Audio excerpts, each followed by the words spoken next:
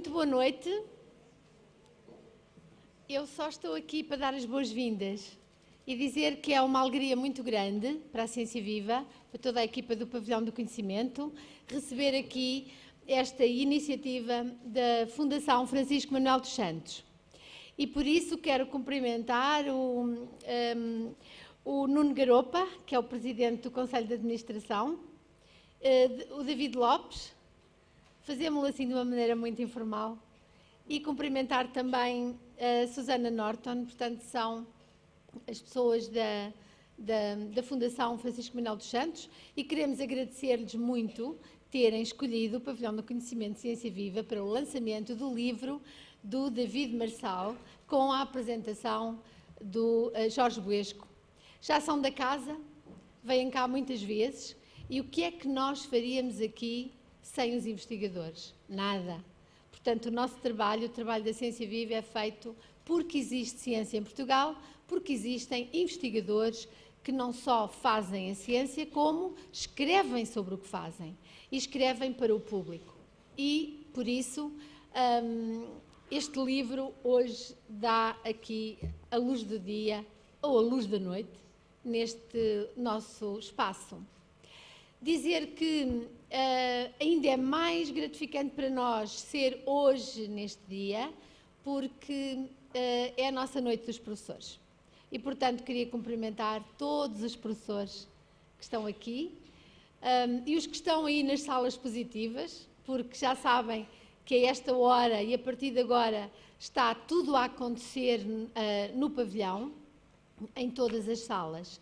E, portanto, estão aqui para ouvir, discutir sobre o que é isto da pseudociência. Devo dizer que este convite que a Fundação fez é tão bonito que parece um convite de ciência viva. Bom, é lindíssimo e, de facto, é interativo, porque se pusermos a mão aqui numa das nuvens, o que aparece por baixo é cultura científica. Portanto, de facto, o maior antídoto para a pseudociência será, se calhar, a cultura científica, e é nisso que todos nós trabalhamos, todos nós que estamos aqui e que estão nas escolas, nas instituições científicas, nos museus, nos centros de ciência. Há aqui uma professora que me ofereceu isto, disse que eu gostava destas coisas e gosto. E isto é porque hoje é uma noite muito especial também. É a noite dos doces ou travessuras. E, portanto, hoje também no fim temos doces. As travessuras começam mesmo agora. Obrigada.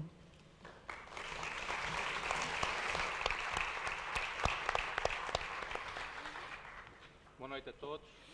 Queria começar em nome da Fundação Francisco Manuel dos Santos a agradecer as amáveis palavras da Rosália Vargas, Presidente do Pavilhão do Conhecimento, e queria também agradecer desde logo ao autor do livro e a quem vai aqui apresentar e discutir o tema da pseudociência, o Jorge Buesco. As regras do jogo são também as habituais nestes encontros, 20 minutos para o Jorge, 20 minutos para o David. O tempo não é pseudociência, portanto vai estar cronometrado e, certamente, porque não estão aqui para me ouvir a mim, mas para ouvir a eles, passo já a palavra ao Jorge. Ok, muito obrigado, e muito obrigado pelo convite, que era absolutamente irrecusável na noite de Halloween vir discutir pseudociência ao Pavilhão do Conhecimento. Aliás, quando a Susana me dirigiu o convite, eu disse logo, Halloween, ok, contem comigo. Eu gostava de começar por dar os parabéns ao David Marçal, que é a primeira pessoa em Portugal que escreve de uma maneira estruturada sobre estes assuntos e que dedica tempo e atenção, e quem sabe, quem escreve, quem faz a divulgação de ciência, sabe que estas coisas não se fazem nos tempos livres, é preciso ler muito, estudar muito, acompanhar as coisas e grande dedicação. Portanto, havia algumas coisas dispersas. Havia aquilo que havia em Portugal, era essencialmente traduções, um livro fantástico do Carl Sagan, do Carl Sagan sobre, para mim, o melhor dele, portanto, o título é Os Demónios, o Mundo Infestado de Demónios, que para mim é o melhor livro dele, e curiosamente dedicado à pseudociência, não dedicado à astronomia, que é aquilo que a gente conhece mais dele, mas dedicado à pseudociência. E, portanto, gostava de dar os parabéns ao David Marçal, porque, de facto, é o primeiro texto em Portugal que aborda esta questão. Ora bem, eu gostava de dar fazer aqui uma espécie de introdução geral, e depois o David provavelmente falará sobre casos mais específicos e concretos, mas para as pessoas que estão de fora, talvez não seja evidente qual é que é a distinção entre ciência e não ciência. A pseudociência é a não ciência que se quer fazer passar por ciência. Portanto, é importante saber o que é o conhecimento científico de facto. Ora bem, eu enquanto cientista praticante, e até já escrevi isso, eu acho que a melhor definição, definição até pragmática é do Popper, que o David refere também, que é o critério de falsificabilidade. Uma teoria científica não pode fazer apenas afirmações, por muito certas que estejam. Fazer afirmações certas não é uma característica da ciência. Eu posso dizer que Mozart é belíssimo, mas isto não é uma afirmação científica. Portanto, é preciso uma teoria para ser conhecimento, para constituir um corpus de conhecimento científico, tem de fazer previsões. Essas previsões têm de ser testáveis. Em particular, as previsões que se fazem têm de deixar aberta a possibilidade de ser falsas. E, portanto, nós depois vamos fazer uma experiência, vamos perguntar à natureza, olha lá, isto, que esta previsão que a teoria faz, é verdadeira, verifica-se ou não? E a resposta não depende de nós. Está nas mãos da natureza. Se aquilo se verificar, a teoria, eu ia dizer que a teoria é verdadeira, não é. Isso é um segundo ponto que eu já vou abordar. A teoria pode ser verdadeira. Se a previsão feita pela teoria não se verificar, então lamentamos, era uma ideia bonita, mas é pipoca ao chato de lixo. Bom, o segundo ponto que eu ia dizer era, quase que me escapou a boca para a verdade, uma teoria científica nunca se pode demonstrar que é verdadeira. É curioso porque nós temos no nosso imaginário a ideia da ciência como o domínio da certeza, das certezas absolutas, de certeza que, pelo contrário, a ciência é o domínio da dúvida. Eu nunca consigo demonstrar que uma teoria científica nunca se pode demonstrar que é verdadeira. O critério de falsificabilidade permite-me dizer quando é que uma teoria é falsa. Mas, se ela fizer uma previsão certa, e outra certa, e outra certa, e outra certa, e 20 certas, eu não posso afirmar que à 21ª aquilo tudo caia como um baralho de cartas e eu tenha de voltar, de refazer a teoria. Já aconteceu. Aconteceu muitas vezes. Acho que o exemplo mais forte de todos foi uma teoria científica que teve 250 anos de solidez. Toda a gente acreditava naquilo, ninguém era capaz de duvidar da justeza da teoria, e foi preciso um Einstein para trazer as bases para a infirmar. Foi a mecânica de Newton. Durante 250 anos, a mecânica de Newton era, essencialmente, a mecânica clássica, era a explicação global do universo. Não havia outra coisa. Até que, e foi confirmada sobre isto, por aquilo, com os fluidos, com a mecânica dos fluidos, com os sóis, os planetas, etc. Tudo. A mecânica em cima da... E, portanto, acho que nunca houve, talvez a mecânica quântica, mas tirando a mecânica quântica, nunca houve uma teoria científica tão bem testada quanto a mecânica de Newton. Bom, a verdade dos factos é que, no virar do século XIX para o XX, apareceu um senhor, já tinham aparecido muitos, mas, como eu vos digo, era sempre naquela estratégia de eu sou um gênio, tenho aqui uma teoria que faz as mesmas previsões do que a de Newton. Faz as mesmas previsões e não diz nada de novo. Então, desculpe lá, não pode substituir a de Newton. Se não é falsificável, faz exatamente as mesmas previsões, não dá. Desculpe lá, vá desenhar outra. Em 1905 houve um senhor que desenhou outra entre 1905 e 1916, que foi o Einstein. A teoria da relatividade dele era uma nova mecânica, é uma nova mecânica e fazia previsões falsificáveis. Ele previa que as duas previsões mais críticas na teoria do Einstein foram a precessão do periélio de Mercúrio, que não se compreendia. Havia ali um erro que a mecânica newtoniana não explicava. E ninguém percebia porquê, mas pronto, era um erro num periélio de Mercúrio, olha, paciência. E a mecânica do Einstein previa isso exatamente e, portanto, permitia acabar com esse erro. Portanto, aparentemente seria melhor. Mas será que conseguia fazer uma previsão de um fenómeno que não se tivesse verificado e que depois e que fosse genuinamente diferente? Bom, conseguiu. Conseguiu, e esse fenómeno foi, com a relatividade generalizada, a deflexão dos raios de luz pela gravidade. E esse fenómeno foi observado, foi previsto em 1916 e observado no eclipse em São Tomé e Príncipe e no Brasil em 1919. Portanto, ali temos uma previsão específica que permite distinguir a mecânica de Newton da mecânica de Einstein. E, portanto, permite dizer, sim senhor, então o Einstein tem razão, a mecânica de Newton, bem, a mecânica de Newton não é para deitar para o lixo, porque a mecânica de Newton é esta de todos os dias. Mas a mecânica de Newton não explica tudo e tem de ser refinada. A mecânica de Einstein não infirmou a mecânica de Newton, é uma generalização a casos de grandes velocidades e de grandes massas. Portanto, digamos assim, aquilo que eu queria dizer é isto que caracteriza uma teoria científica. Tem de ser falsificável, tem de fazer previsões que a permitam distinguir do resto dos conhecimentos aceitos. Ora bem, isto significa que nós, os cientistas, somos revisionistas. Nós somos revisionistas por natureza. Nós não achamos que estamos da posse da teoria final do mundo, do universo e de tudo o resto. Não, pelo contrário. Aquilo que nós temos, e temos a certeza, que são teorias muito boas, que explicam certos domínios da natureza, mas que têm também o seu domínio de validade e que provavelmente, de certeza que vão ter de ser mais tarde ou mais cedo revistas por outras coisas que as reelaborem. E, portanto, nós somos, quer dizer, é curioso, ao contrário do que a imaginação popular acha, nós cientistas somos, por um lado somos céticos, não aceitamos as coisas à primeira, somos céticos porque temos esta experiência, não é? Vivemos não no reino da certeza, mas da dúvida, duvidamos das coisas, quer dizer, não temos certezas absolutas, sabemos que aquilo que podemos afirmar é isto, mais do que isto, não sei. E, finalmente, somos revisionistas, estamos também abertos a coisas novas. Podem acontecer coisas novas amanhã, não sabemos, pode ser, não sabemos, não sabemos se... Ora bem, isto para situar um bocado o contexto aqui do que é que distingue ciência de não ciência. A pseudociência, que é aquilo que estamos aqui hoje a discutir, é uma coisa diferente, no seguinte sentido. É não ciência que se faz passar por ciência. Portanto, é um tipo de...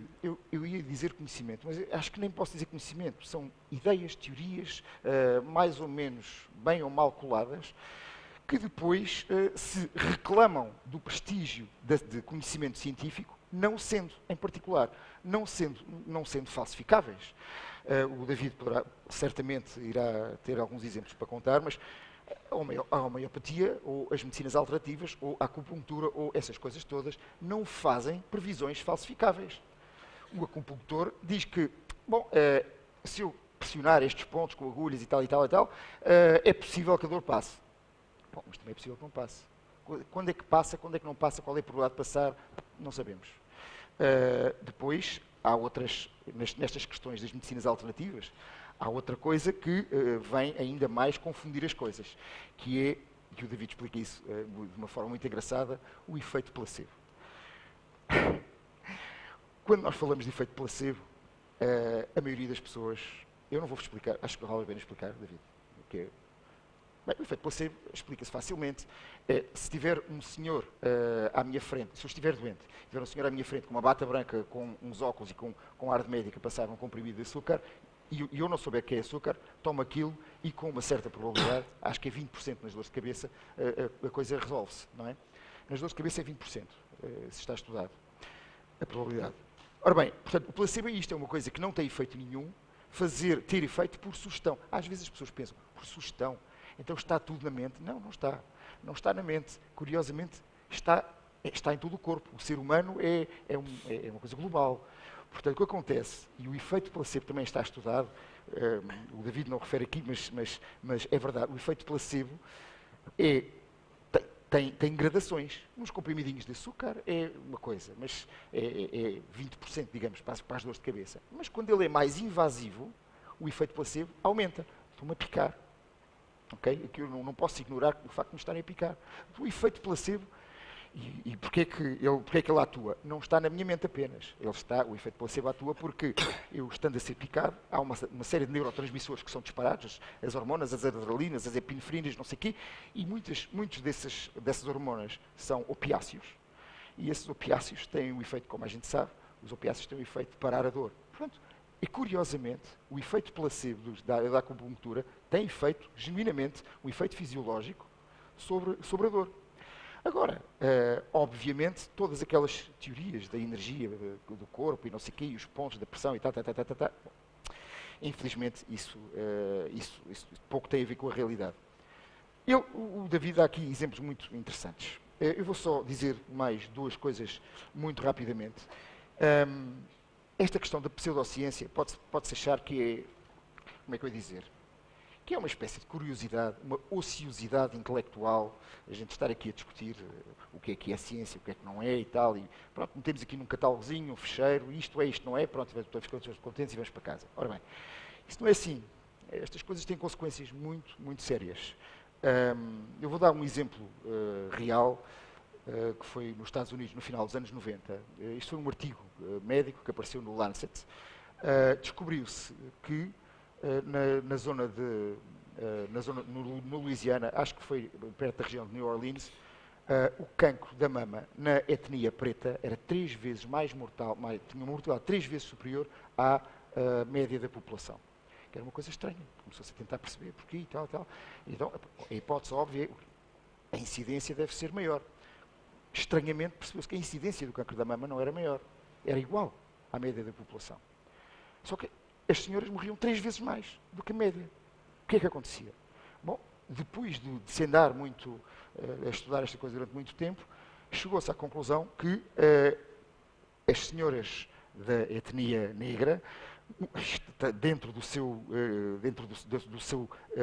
digamos, relacionamento social, fazia parte irem primeiro a uns curandeiros e a uns xamãs e umas coisas, antes, quando se começavam a sentir mal, antes de recorrer à medicina tradicional. O que é que acontecia? Só para aí um ano depois da doença declarada, de se perceber que havia ali qualquer coisa grave que não passava com mesinhas, é que iam a uma consulta no hospital. Como imaginam, uma doença como o cancro, um ano de atraso, é uma coisa literalmente mortal. Portanto, a mortalidade, chegou-se à conclusão que a mortalidade aumentava para o triplo, não por causa da incidência, mas porque as senhoras iam muito mais tarde ao médico, ser seguidas para o hospital. Portanto, estas coisas podem ser muito graves. Como segundo exemplo, espero que o David refira isto, entre nós foi há pouco tempo regulamentadas as profissões de, como é que era, David, homeopata, naturopata, acupuntor, quiroprático, essas coisas todas. E a gente pode pensar, que bom, foi regulamentado. Ainda bem, para não ficarem, não ser uma coisa de vão de escada. Mas estas coisas são um pau de 2 gumes. Porque, reparem, se são regulamentadas, há um efeito imediato. A partir deste momento, a partir de hoje, provavelmente, a partir de há 15 dias atrás, estes senhores, homeopatas, naturopatas, qualquer coisa opatas que estejam regulamentados no Diário da República, passam recibos e esses recibos descontam automaticamente no IRS. Ou seja, nós, quando entregarmos a nossa declaração de IRS, quando estivermos a fazer, as pessoas que tiveram consultas destas encontram isto, declaram isto como despesas de saúde.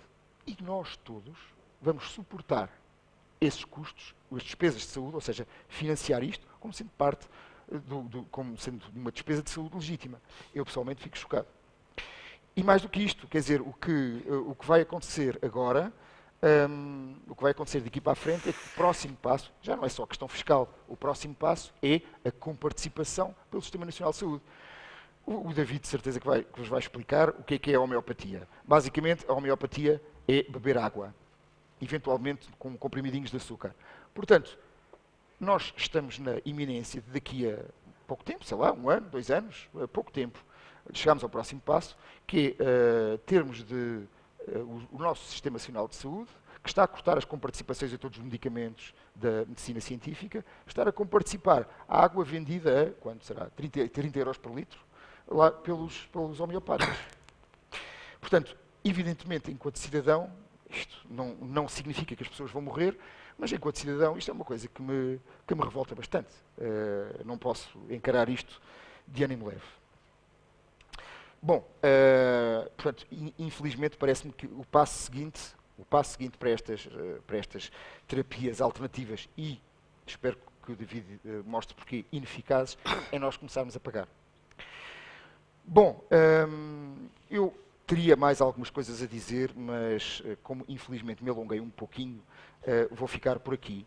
No entanto, há aqui uma coisa que eu me esqueci a propósito do efeito placebo, ainda é mais, é mais impressionante. Isto foi um estudo que saiu no ano passado no New England Journal of Medicine. Eu tive conhecimento disto, parte boa das redes sociais, tive conhecimento disto pelo Facebook. Não acreditei, claro, e fui ver, e de facto isto é real. Foi um estudo de dois médicos, de uma equipa de médicos finlandeses, que testaram, a propósito do efeito placebo ser diferente consoante o tipo de coisa de intervenção que se faz, fizeram operações com um grupo grande, 150 pessoas, operações ao menisco falsas. Quer dizer, fingiam que faziam uma artroscopia, metiam lá umas coisinhas e não faziam nada. A verdade é que eles obtiveram resultados extraordinários. Essas cirurgias falsas tiveram uma taxa de recuperação das pessoas a quem foram feitas da ordem dos 80%, por mero efeito placebo. Portanto, enfim, não se pense que o efeito placebo, quando o David falar do facto de a gente exigir aos medicamentos um efeito superior ao do placebo, é por causa disto. Os placebos funcionam. O efeito placebo é real. E, portanto, nós temos de precaver contra isto. Pronto, e eu vou acabar, novamente, dando os parabéns ao David Marçal por este livro, por desmontar aqui estas coisas. Permita-me só um pequeno reparo. Eu gostava de ter visto aqui mais algumas coisas relacionadas com digamos assim, os fenómenos psíquicos, essas coisas assim. Eu acho que seria o próximo passo, David. De resto, gostei muito e, pronto, queria te dar os parabéns. Muito obrigado, David.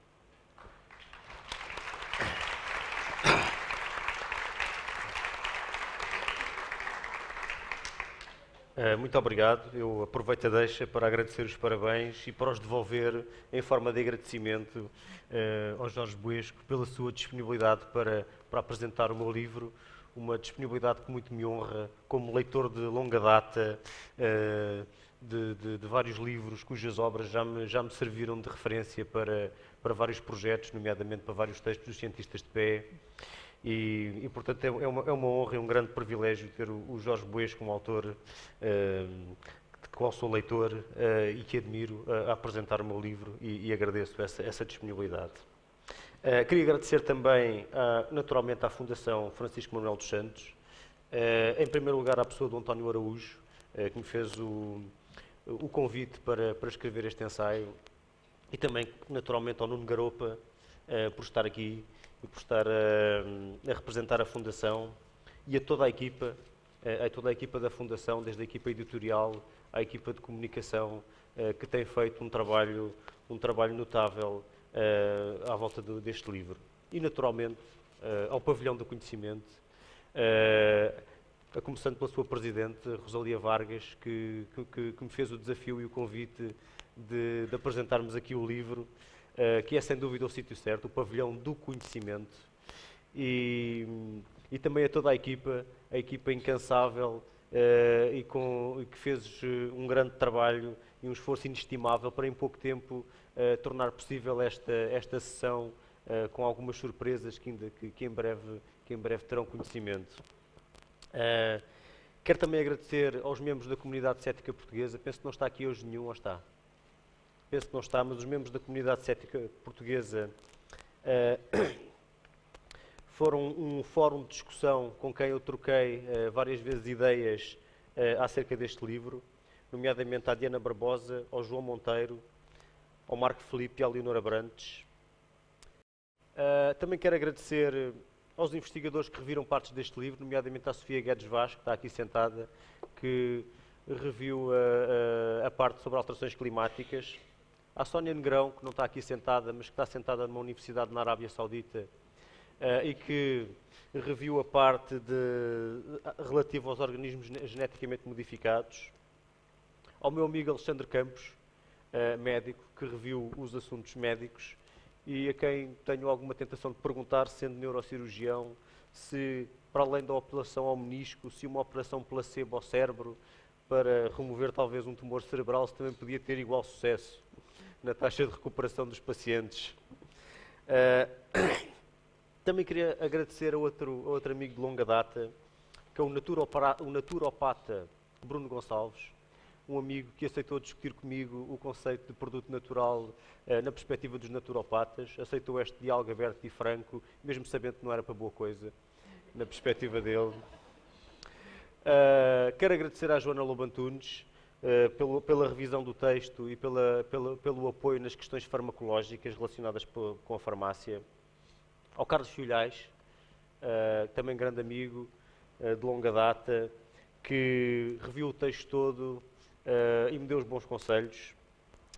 E também quero agradecer a todos os presentes e a todos aqueles que não desistem de promover a cultura científica, entre os quais destacam os professores, inevitavelmente. Portanto, quero-vos agradecer a todos os que não desistem, ao pavilhão, à Fundação, aos professores, aos divulgadores de ciência e todos os que não desistem de promover a cultura científica.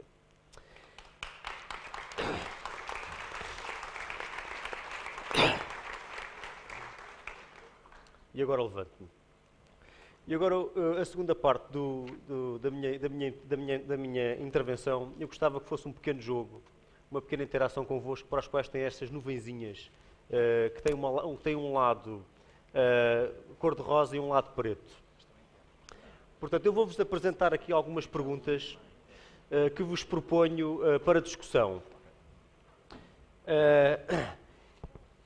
E peço-vos, são perguntas, portanto, se concordarem com a pergunta, se quiserem responder sim, peço-vos para mostrarem o lado cor-de-rosa, o lado rosa da vida.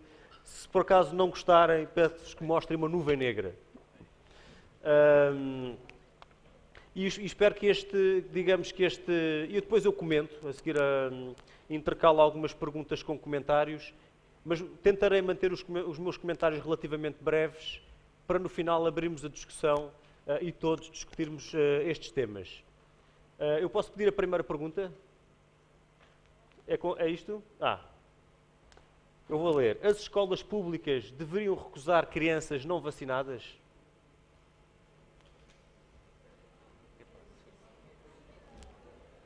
A resposta é esmagadoramente sim. Ok. Sim. Vejo muitas nuvens negras e vejo uma plateia muito dividida.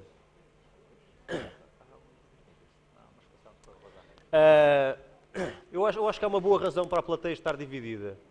Realmente é uma questão complicada. A minha resposta seria não. Não, acho que não. Acho que não devem recusar as crianças não vacinadas. Eu posso ter também portanto, a minha seria esta. Não.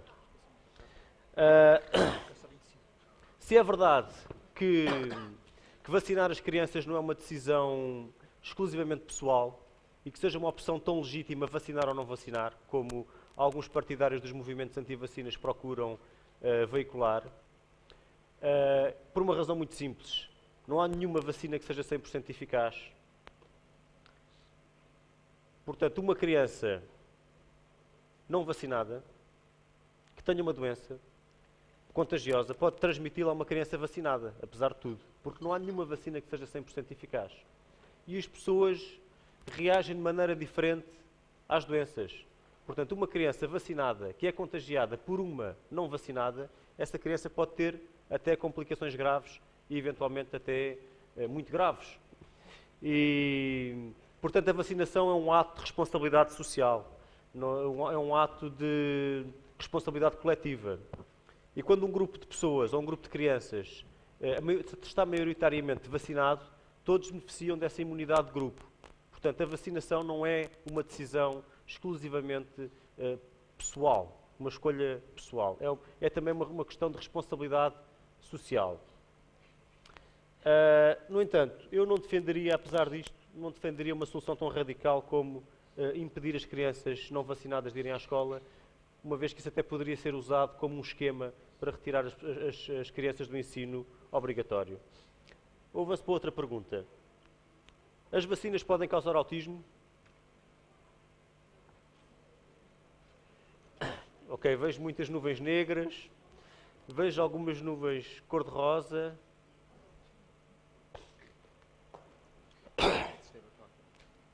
A resposta curta é não. Não podem. Houve um artigo científico publicado em 1998 na revista Lancet, que é uma revista médica muito prestigiada, e esse artigo indicava que haveria uma relação entre as vacinas e o autismo. Esse artigo baseava-se num estudo de casos, 12 casos de crianças, às quais supostamente teriam surgido os primeiros sinais de autismo poucas semanas após a toma da primeira dose da vacina tríplice. O artigo era completamente fraudulento, tinha inclusivamente dados falsificados. Veio-se a descobrir que os registros hospitalares não coincidiam com os dados transcritos no artigo. Veio-se a descobrir que o autor principal deste artigo, um médico chamado Andrew Wakefield, era avançado por uma companhia por uma empresa de advogados que estava a preparar um processo contra as empresas que fabricam as vacinas. E, no entanto, tudo isto demorou algum tempo a esclarecer, e durante esse tempo este equívoco foi alimentando o exército do movimento anti-vacinas. Uma série de gente que está convencida que as vacinas têm mais inconvenientes do que benefícios. Isso não é verdade, como mostra a história médica do século XX. Mostra o grande sucesso das vacinas. Queria acrescentar que os movimentos anti-vacinas não são novos. Os movimentos anti-vacinas são quase tão antigos como as vacinas. E que, paradoxalmente, os movimentos anti-vacinas resultam do sucesso das vacinas. Portanto, se temos uma doença que praticamente não existe, por que é que nos haveremos de vacinar? E posso-vos dar um exemplo de um caso que ocorreu em Zurique. Durante alguns anos, até 1883, vigorou na cidade uma lei de vacinação obrigatória contra a varíola. Vocês já não foram vacinados contra a varíola, porque a varíola está erradicada. Mas em 1883 ainda não estava. E é uma doença grave. E portanto, essa lei vigorou durante alguns anos, até 1883. Entretanto, surgiram movimentos sociais na cidade que chegaram à conclusão que a vacina não era necessária. Porquê? Porque havia poucos casos de varíola. Então conseguiram aprovar uma lei que conseguiram revogar a lei da vacinação obrigatória. Então, nos anos seguintes, ressurgiu a varíola em força e começaram a surgir novamente mortes por varíola. Vou avançar para outra pergunta. As crianças indigo precisam de uma educação especial? Vejo muitas nuvens pretas, algumas cor-de-rosa. Diria que é quase tudo nuvem preta, mesmo assim de algumas nuvens cor-de-rosa. Por acaso gostava de saber o que é que são as crianças indigo. O que é que são as crianças indigo? Exatamente. Eu não sei se toda a gente sabe o que é uma criança indigo. Uma criança indigo é uma criança que tem uma aura de cor indigo. Não sei se sabem o que é a cor indigo. Eu não sei muito bem, mas acho que há qualquer coisa, talvez seja qualquer coisa parecida com isto. Acho que é azul. É entre o azul e o violeta. Então, uma série de mulheres a admoestarem-me não sabem que os homens têm uma distinção cromática muito pior. Se distinguirá a cor da alma. Pois, eu também acho que não é? Portanto, as crianças indigo não precisam de uma educação especial. No entanto, em 2012, o Ministério da Educação viu-se obrigado, em virtude de uma decisão de um tribunal, a reconhecer uma escola que tem como objetivo a educação específica de crianças indigo. Essa escola é a Casa Indigo, Fundação para a Formação Consciencial e Cultural de Crianças Indigo, Jovens e Educadores. Portanto, o Ministério da Educação, a atual equipa, foi obrigada a reconhecer esta escola depois de uma ordem de tribunal. No despacho do Ministério, curiosamente, até está escrito, apesar de ser contra toda a doutrina e a posição do Ministério, em cumprimento da decisão tal, nós reconhecemos a personalidade jurídica. Foi em 2012. E esta escola, que convence certas crianças que elas têm uma aura entre o azul e o violeta, que precisam de uma educação especial, também dá formação de professores. E conseguiu dar formação de professores daquela formação que conta para a evolução curricular, para a evolução profissional. O que fez o Expresso fazer uma notícia com o título "Esoterismo pode contar para a progressão na carreira". Eu diria não podia estar mais certo. Se há coisa que pode contar para a progressão na carreira é o esoterismo. O Estado deve regulamentar o exercício da homeopatia?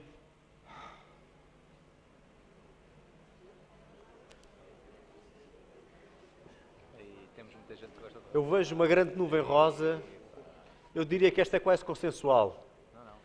Quase todos concordam que o Estado deve regulamentar a homeopatia.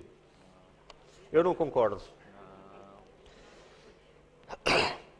No entanto, o Estado regulamentou.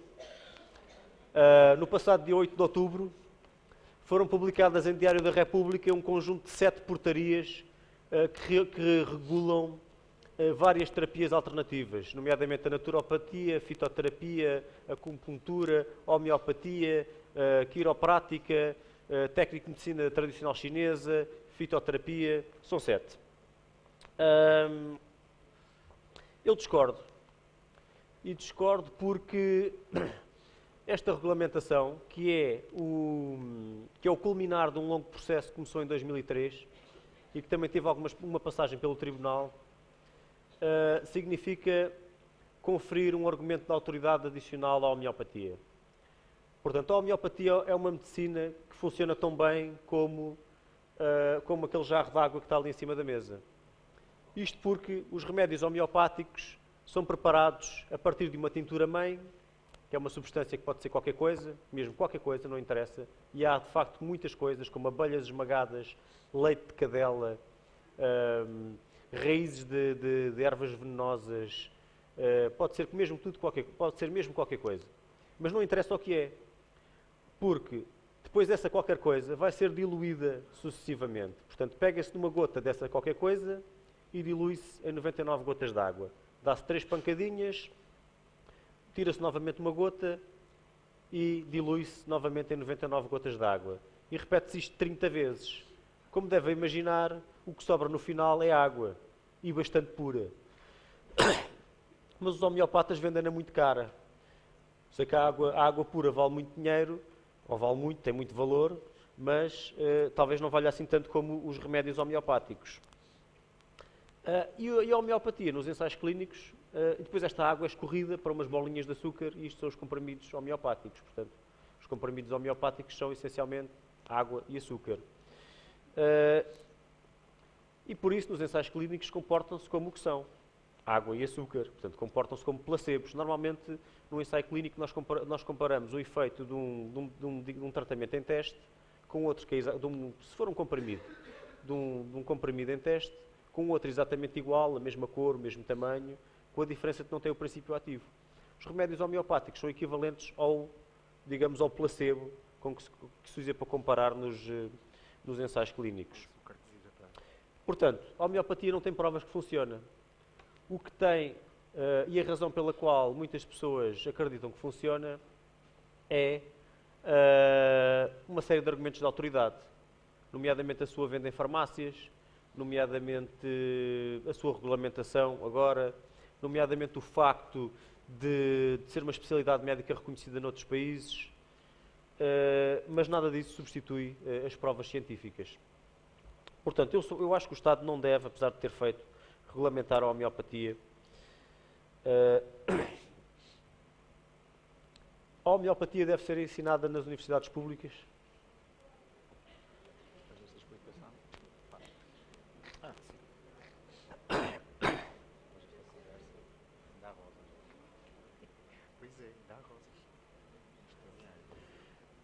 Agora já vejo mais nuvens negras.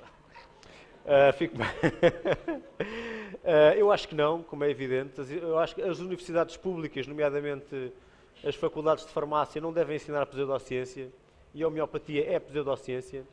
No entanto, tive conhecimento recente que a Faculdade de Farmácia da Universidade de Lisboa oferece um curso avançado em homeopatia. Eu penso que não há justificação para isso e penso que é um erro tremendo.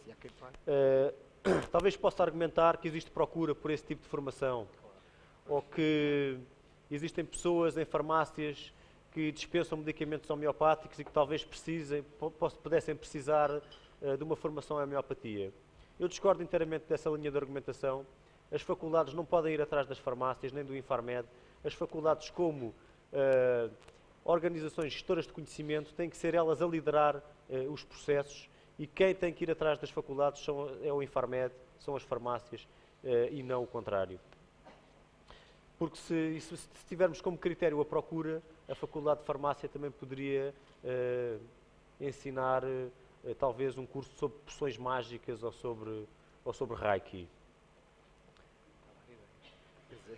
É verdade que uma conhecida marca de iogurtes foi condenada por publicidade enganosa? Quem já leu o livro tem que responder que sim. Pois, claro. Isto é batota. Uau! Todos leram o livro. Tantos cor-de-rosas! Vocês confiam mesmo nos vossos iogurtes? O que é que ele disse que confia mesmo? Mas é verdade.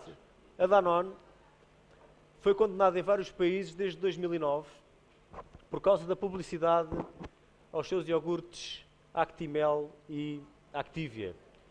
Os iogurtes têm bactérias especiais daqueles que dão direito a nome no rótulo. E a Danone fazia alegações de que essas bactérias, chamadas probióticos, tinham aplicações de medicina preventiva. Nunca conseguiu provar essas afirmações. E, aliás, se repararem, a publicidade da Danone mudou. Neste momento a Danone já não diz que o Activia regula o trânsito intestinal. Já diz uma coisa muito mais ambígua, qualquer coisa como barrigas felizes.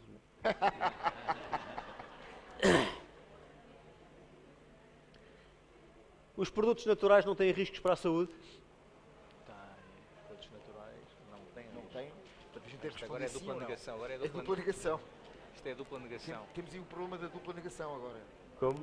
Temos que dizer não à pergunta que não tem. É que a pergunta estava na negativa. Sim. Exatamente. Como é que está a pergunta? Não têm. Pois, não tem risco. Os produtos... Ok, vamos... não têm riscos para a saúde. Podemos manter a pergunta como está, para não ser confusos. Portanto, quem acha que os produtos naturais... pronto, está confuso. Quem acha que os produtos naturais... Ok, vamos fazer a pergunta ao contrário. Vamos fazer tem. Os produtos naturais têm riscos para a saúde? Sim? Não? Sim. Portanto, têm riscos para a saúde? Sim. Estamos de acordo. Realmente os produtos naturais têm bastantes riscos para a saúde. Há uma série de coisas que são produtos naturais ou derivados de produtos naturais. Os produtos naturais, ao contrário da homeopatia, têm efeitos, não é? E às vezes têm efeitos graves. Claro. Há quem argumente que se um produto natural é usado há muito tempo numa determinada medicina, que é improvável que ele seja uma droga fulminante. E é verdade. Mas nada impede que seja cancerígeno. Portanto, os produtos naturais têm realmente riscos para a saúde e não são seguros simplesmente porque são naturais. E muitos produtos naturais que são vendidos em lojas de produtos naturais para fins terapêuticos ou para fins de medicina preventiva têm os seus riscos muito mal avaliados. Portanto, não se compara minimamente à segurança que um medicamento convencional tem no mercado. Portanto, imaginem uma farmácia onde os medicamentos, não se sabe qual é a eficácia dos medicamentos e não se sabe quais é que são os riscos. Não precisam imaginar muito. É uma loja de produtos naturais. Eu deixo-vos com uma última pergunta. O ensino experimental nas ciências deveria ser reforçado? Aí, pronto, ok.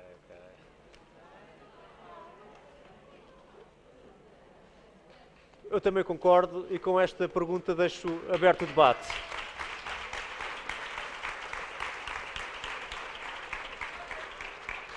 Muito obrigado.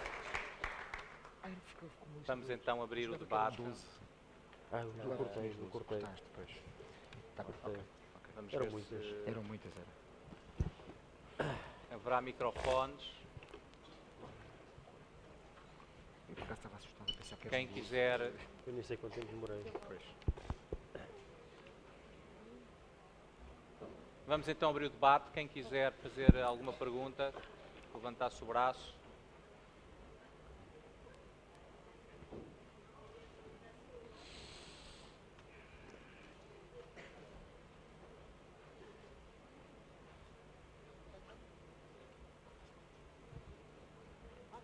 Estamos aqui com problemas de microfone. Ora bem, Sim. Eu gostava só de, para já, agradecer muito a apresentação que tiveram e a maneira como este livro está aqui a ser apresentado desta maneira tão envolvente e apetece mesmo dizer alguma coisa, não é? E eu acho que fiquei com muita dúvida em relação à primeira pergunta, que até tivemos aqui uma pequena discussão, que era se seria permitido às crianças entrarem na escola sem serem vacinadas. E eu acho que ganhou o não. Ganhou Não é? não. Penso que foi muito A mim dividido. choca-me um pouco, porque eu sou a favor da vacinação, como é óbvio, mas acho que isso é uma medida institucional, porque dizer para as crianças se inscreverem numa escola têm que ter o boletim de vacinas em dia, não é? É um dos requisitos. E então é como se fosse uma checklist. Tem o boletim de vacinas em dia, pode entrar na escola, não tem, não entra. Isso é uma medida administrativa, é importante, mas é muito mais útil, acho eu, deixar a criança entrar e então a escola cumprir a função que tem que cumprir, que é, junto dos pais, levar a que a criança seja vacinada. Portanto, eu fiquei um bocado aqui com esta dúvida. Eu posso talvez comentar e abrir a discussão se alguém quiser. É realmente um problema complicado. Se é certo que todas as crianças beneficiam de uma imunidade de grupo se a maioria estiver vacinada, também é certo que a escola é obrigatória e o ensino é obrigatório, isso é um valor em si, e que recusar a entrada das crianças porque não estão vacinadas é uma medida complicada. E se bem que se deve enfatizar, na minha opinião, a importância das crianças estarem vacinadas, esta proibição eu veria com algumas reservas. Mas já aconteceu. Há uma decisão recente de um tribunal do Estado de Nova Iorque que decidiu que as escolas públicas desse Estado poderiam recusar, se assim o entendessem, crianças que não são vacinadas.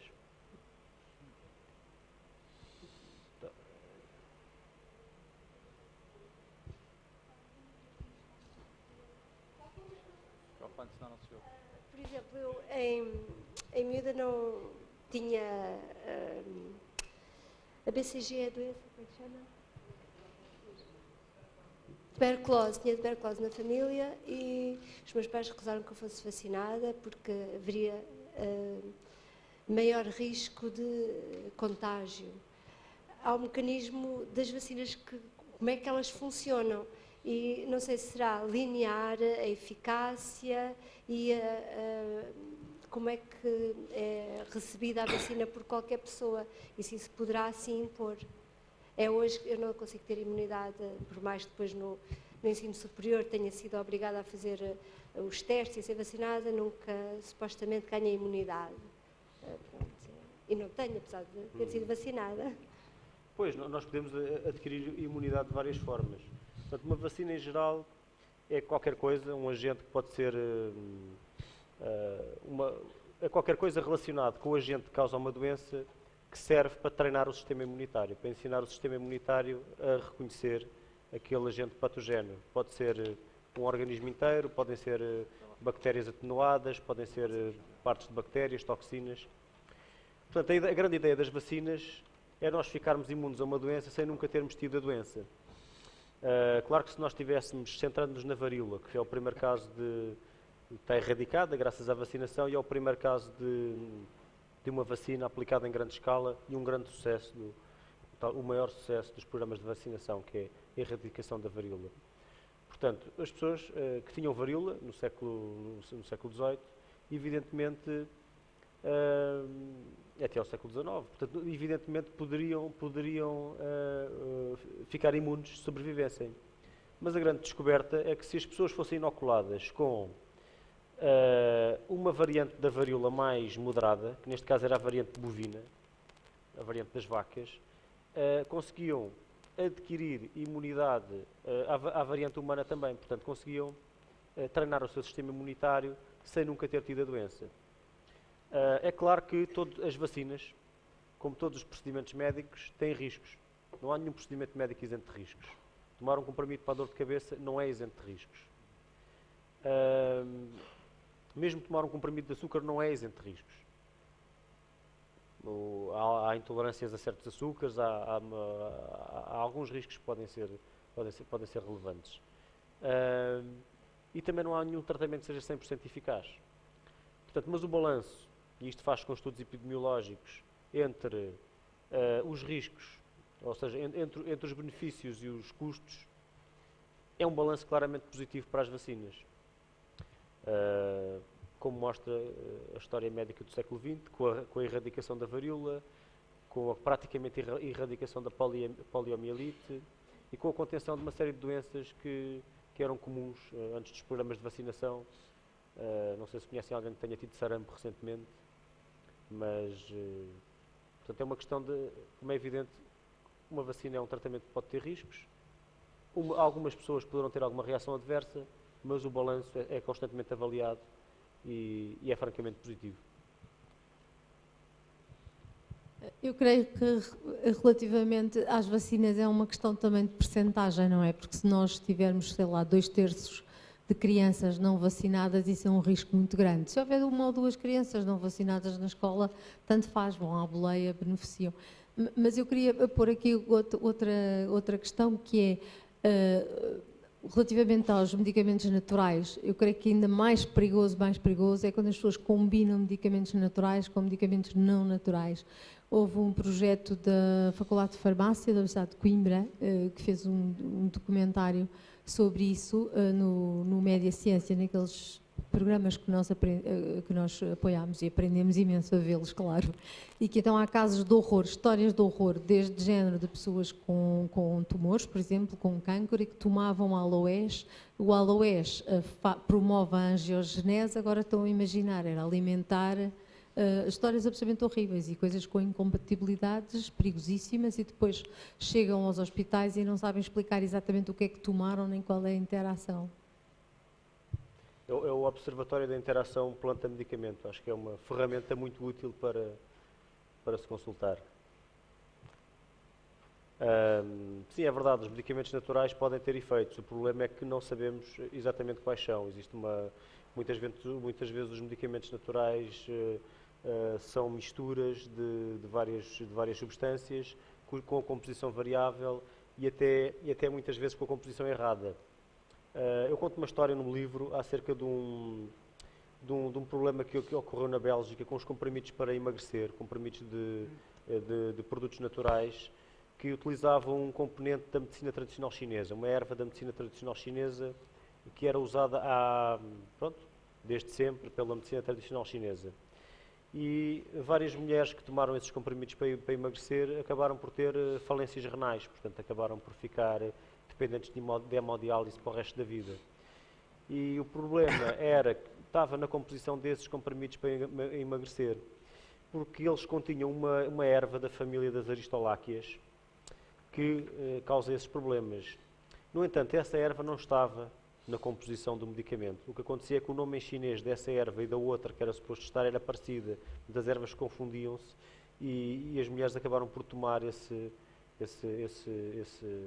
comprimidos com essa erva, que, aliás, as ervas desta família causam todas bastantes problemas, são mais cancerígenas do que o tabaco, estão na base de uma doença endémica nos Balcãs, que neste caso porque as sementes da erva se espalham pelos campos de cereais e acabam por entrar na alimentação humana, e então existe uma doença que acho que se chama nefaropatia endémica das Balcãs, é assim que se diz, Alexandre? Que faz com que haja uma incidência muito elevada entre essas populações dos países balcânicos de problemas nos rins, cânceres do trato urinário superior, uma série de coisas, por causa precisamente de de sementes desta erva que se misturam nos campos de cereais. E esta erva é uma erva utilizada há milhares de anos pela medicina tradicional chinesa. Lá está, não é uma coisa fulminante. É uma coisa que tem efeitos cumulativos não é por tomarmos uma vez a erva e até nos sentimos bem por causa do efeito placebo que achamos que ela tem algum problema. Portanto, é uma coisa que só com estudos epidemiológicos conseguimos, e com conhecimento acerca do mecanismo, da sua função, estudos metabólicos, é que conseguimos perceber o problema.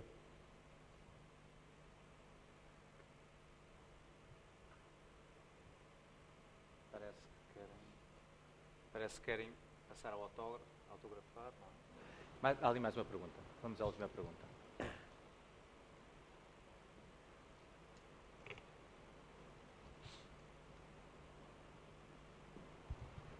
Boa noite. Não é bem uma questão, é para dar os parabéns ao David. O David, há muitos anos, foi meu aluno. Exatamente, 9º ano, era um excelente aluno a todos os níveis, portanto, parabéns, David, continua. Li o livro anterior em que eu autoria com o Carlos Fiolhais, e Pipocas com Telemóvel, também adorei. Vou também comprar este, e parabéns, David. Obrigado. Isto também quer dizer de alguma forma que tive bons professores, não é? Para a coisa ter...